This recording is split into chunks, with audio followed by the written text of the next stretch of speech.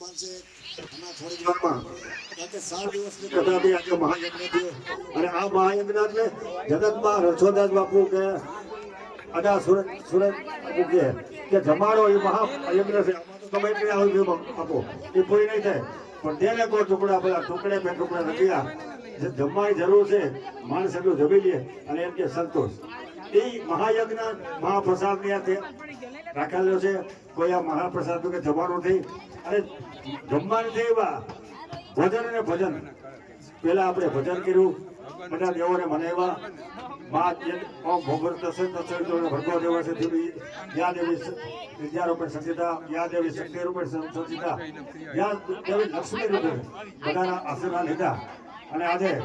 જો આને ખવડાવવાનું કામ કર્યું તો જાનકી બેને કર્યું છે બધાને સારા મારી વસ્તુ ખવડાવી હવે ઘરે કોઈ અમારું માણસ કોઈ થાય નહીં તો આ જાનકી બેન મિલનભાઈ પટેલ પણ તુલસીદાસ મને આભાર માને છે. કાલે બધાનું શોમાં છાપવા હોય છે. આજે એક છાપામાં ફોટા છે નકુરું અને સોમવારે 18 છાપામાં આપણો આ મહાદેવ આ જનતા દરેક યજમાનો થાળીની આરતી લઈ લેશે. જય કાના કાલા પ્રભુ જય કાના